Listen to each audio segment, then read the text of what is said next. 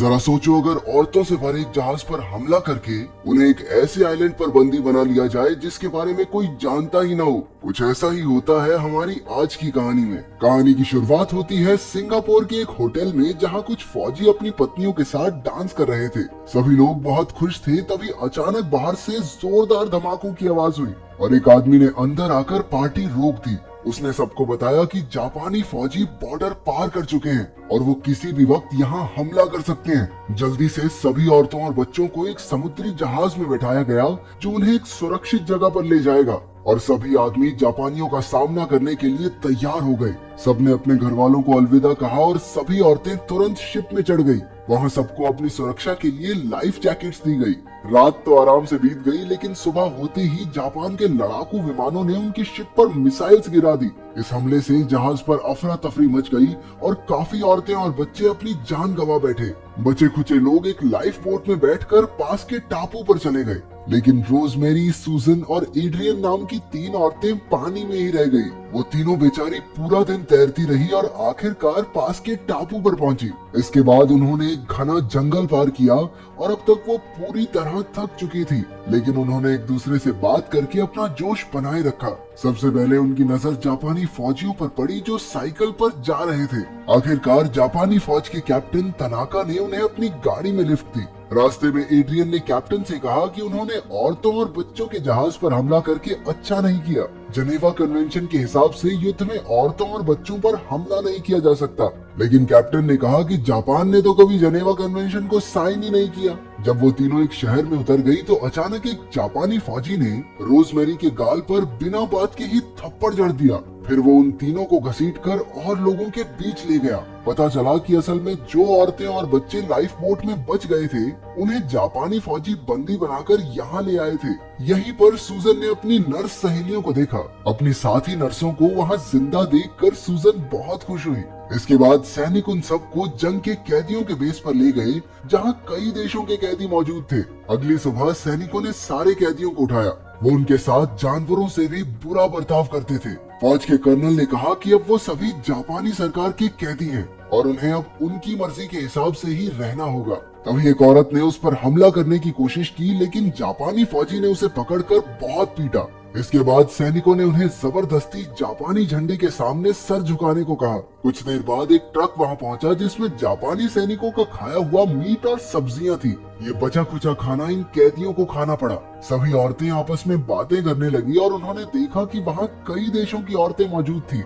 नाश्ता करने के बाद उन सब से पूरा दिन कड़ी धूप में खेतों में काम करवाया जाता था। वहाँ पर औरतों के लिए टॉयलेट तक की सुविधा नहीं थी। चाहे कोई कितना भी थक जाए, लेकिन उन्हें आराम करने की इजाजत नहीं थी। हर रोज जापानी सैनिकों के नहाने के लिए उन सबको पानी भरकर लाना होता था। उस समय फौजी बिना किसी शर्म के उनके सामने बिना कपड़ों के घूमते रहते थे। उन औरतों के लिए ये काम बेहद मुश्किल था, लेकिन मजबूरी में उन्हें ये सब करना पड़ता था। उनमें से एक औरत ने सब में ये अफवाह फैला दी कि पहाड़ी के दूसरी ओर आदमियों को बंदी बनाकर रखा गया है, लेकिन किसी ने उस पर यकीन नहीं किया। हालांकि रोजमेरी को लगा कि हो सकता है उसका पति भी उसी तरफ हो। कुछ हफ्तों बाद ही सारे कैदियों के बीच मलेरिया फैल गया। उनमें से कुछ तो मर गए और कुछ पूरी तरह बेड रेस्ट पर आ गए। उनमें से सबसे बूढ़ी औरत मिसेस रॉबर्ट्स को भी मलेरिया हो गया था। वो जहाज पर हुए हमले के बाद भी अपने पालतू कुत्ते को यहाँ तक अपने साथ लाई थी, लेकिन कैंप में मौजूद कुछ औरतें दुआ कर रही थी कि काश मिसेस रॉबर्ट्स मर जाए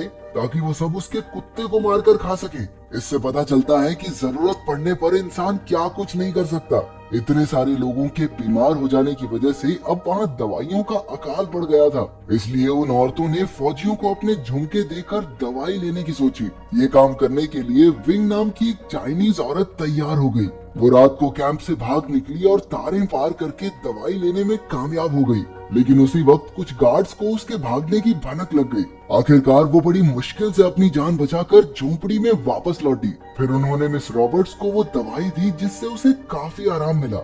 लेकिन अगली सुबह कैप्टन तनाका को इस पूरे मामले की खबर मिल गई। वो विंग को खींचकर सबके सामने ले आया और उसे वहीं पर जिंदा जला दिया। उसे जलता देखकर बाकी औरतों का तो दिल दहल गया। उस शाम एड्रियन एक धुन गुनगुना रही थी जब डेजी नाम की एक बूढ़ी औरत उसके साथ गाने लगी। संगीत को लेकर उन दोनों में गहरी दोस्ती हो गई और दोनों ने मिलकर बाकी कैदियों के मनोरंजन के लिए एक ऑर्केस्ट्रा शुरू करने का फैसला किया। वो दोनों किताब में गाने लिखा करती, लेकिन कुछ औरतें जापानियों के डर से उन्हें रोक रही थी। अगली सुबह एड्रियन और डेजी ने ऑर्केस्ट्रा की पहली प्रैक्टिस की शुरुआत की, लेकिन उसी वक्त फौजियों ने आकर रंग में भंग डाल दिया। उन्होंने औरतों को पकड़ पकड़ कर पीटा, क्योंकि किसी को भी गाने बजाने की इजाजत नहीं थी। लेकिन वो औरतें भी हार मानने वालों में से नहीं थी। उन्होंने एक छोटा ग्रुप बना लिया और शांत जगहों पर छिप छिप कर प्रैक्टिस करनी शुरू कर दी। धीरे धीरे उन्होंने काफी गाने तैयार कर लिए। एक दिन अचानक सार्जेंट उनकी झोपड़ी में घुस आया और डेजी के पास पहुंचा। उसने डेजी को एक कागज दिया जिस पर कई लड़कियों के नाम लिखे थे। फौजी उन सबको पकड़कर एक ट्रक में डालकर अपने साथ ले गए। वो सब एक बंगले में पहुंचे जहां कई जापानी अफसर रहते थे। एक आदमी ने उन्हें समझाया कि उन सबको अपनी जिंदगी सुधारने के लिए एक मौका दिया जा रहा है। अगर वो इन अफसरों की रखैल बनकर रहने को तैयार हो जाएं, तो उन्हें मखमली बिस्तर, अच्छा खाना और रहने के लिए कमरा मिलेगा। ये सुनते ही कुछ औरतें तो गुस्से से आग बबूला हो गई, लेकिन कुछ ने मौके पर चौका मारकर अफसरों के साथ रहने में ही अपनी भलाई समझी। अब कई महीने बीत चुके थे, लेकिन जंग खत्म होने का नाम ही नहीं ले रही थी। धीरे धीरे कैंप में कई औरतों की मौत भी हो गई थी। एड्रियन ने सूजन और उसकी सहेलियों को उनके ऑर्केस्ट्रा में शामिल होने को कहा। एक दिन सूजन डॉक्टर वर्स्टैक के कैबिन में घुस गई और उसने देखा कि वो एक लाश के मुंह से सोने का दांत बाहर निकाल रही थी। पहले तो उसे लगा कि ये डॉक्टर बिल्कुल नीच हरकतों पर उतर आई है, लेकिन असलियत तो ये थी कि डॉक्टर जापानी फौजियों को सोना देकर दवाइयों का इंतजाम किया करती थी। डॉक्टर ने सूजन को भी ये काम सीखने को कहा, ताकि अगर वो कभी मारी भी गई तो कोई तो हो जो कैदियों की जान बचा सके। उस रात जब एड्रियन झोपड़ी से बाहर निकली, तो एक सैनिक ने उसे पीछे से पकड़ लिया। उसने शराब पी रखी थी और वो एड्रियन का फायदा उठाना चाहता था, लेकिन एड्रियन ने अपनी इज्जत बचाने के लिए उसे कीचड़ में धक्का दे दिया। तभी बाकी फौजी वहां आ गए और उन्होंने एड्रियन पर बिना बात के एक फौजी पर हमला करने का इल्जाम लगाया। उसे पूरी रात एक पिंजरे में बंद करके रखा गया और सुबह होते ही सैनिक उसे कैप्टन तनाका के पास ले गए। उस सैनिक ने तनाका से झूठ कह दिया था कि उसने तो एड्रियन को सिर्फ इसलिए छुआ क्योंकि वो जापानी झंडे के सामने सर नहीं झुकाती थी। जब एड्रियन ने तनाका को सच बताने की कोशिश की, तो उसने उसे धक्का देकर जमीन पर गिरा दिया और जोर जोर से लाते मारने लगा। उधर बाकी औरतें कर्नल के ऑफिस में जाकर एड्रियन को रिहा करने की गुजारिश करने लगी। उन्होंने कहा कि जब गलती फौजी की थी तो एड्रियन को सजा क्यों मिले। पहले तो वो नहीं माना, लेकिन औरतों के बार बार कहने पर वो भी सोचने पर मजबूर हो गया और उसने एड्रियन को आजाद करवा दिया। एड्रियन की रिहाई की खुशी में औरतों ने ऑर्केस्ट्रा का पहला शो किया, जिसे देखते ही जापानी फौजियों की आंखें खुली की खुली रह गई। उन फौजियों को ऑर्केस्ट्रा रोकने के ऑर्डर्स दिए गए थे, लेकिन वो संगीत की धुन में इतना खो गए कि सारे ऑर्डर्स भूल गए। आखिर में कुछ ऑफिसर्स ने भी उन औरतों के लिए तालियां बजाई। इसके कुछ दिन बाद सभी कैदियों को इकट्ठा करके बताया गया कि युद्ध में जापान जीत रहा है और अब तो ऑस्ट्रेलिया भी उनसे हाथ मिलाना चाहता है। ये सुनते ही सूजन के मुंह से गाली निकल गई, लेकिन कैप्टन तनाका ने उसे सुन लिया था। उसने सूजन को अपने पास बुलाया और फौजियों से कहकर उसे इस तरह से जकड़ दिया कि अगर वो थोड़ा सा भी हिली तो उसकी मौत पक्की है। बेचारी सूजन कड़कड़ाती धूप में बिना पानी के कई घंटों तक वैसे ही बैठी रही। सैनिकों ने किसी को भी उसकी कोई मदद नहीं करने दी। पूरे 24 घंटे बीत गए और कैप्टन उसके पास आया। उसकी जीने की इच्छा देखकर वो काफी इम्प्रेस हुआ और आखिरकार उसने सूजन को छोड़ दिया। अब तो हर रात को औरतें कर्नल और सार्जेंट के लिए ऑर्केस्ट्रा परफॉर्म करती थी और इतने दिन से उन्हें लगातार सुनकर वो लोग भी उनके फैन हो गए थे। उन्होंने तो औरतों को इनाम के तौर पर 2 साबुन की टिक्कियां भी दी। वाह, कितने दयालु लोग हैं ये। उन औरतों को वहां आए हुए पूरे 2 साल बीत चुके थे। एक दिन उन सबको एक अलग जगह पर ले जाया गया जहां और भी कम सुविधाएं थी। दरअसल सच्चाई तो ये थी कि जापान युद्ध में हार रहा था। अब उनके पास अपने सैनिकों तक के लिए खाना नहीं बचा था, तो कैदियों की तो बात ही क्या है। दूसरी जगह जाते हुए रोजमेरी की नजर उन कैदियों पर पड़ी जिन्हें जापानी फौजी बंदी बना के ला रहे थे। उनमें से एक उसका पति भी था, जिसे देखकर वो हैरान रह गई। वो जानती थी कि अब उसके पति को मार दिया जाएगा। वो बेचारी पूरे रास्ते रोती हुई गई, क्योंकि वो जानती थी कि वो अब अपने पति से कभी नहीं मिल पाएगी। नई जगह पर पहुंचकर उन सबको टूटे फूटे घरों में बिना गद्दों के रहना पड़ा।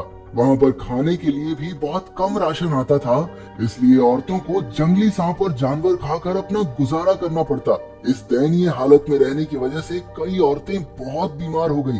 अपने पति की मौत के बारे में सोचकर रोजमेरी के जीने की इच्छा पूरी तरह खत्म हो चुकी थी। उसने खाना पीना बंद कर दिया और दिन रात बस रोती रहती थी। कुछ दिन बाद वो चल बसी।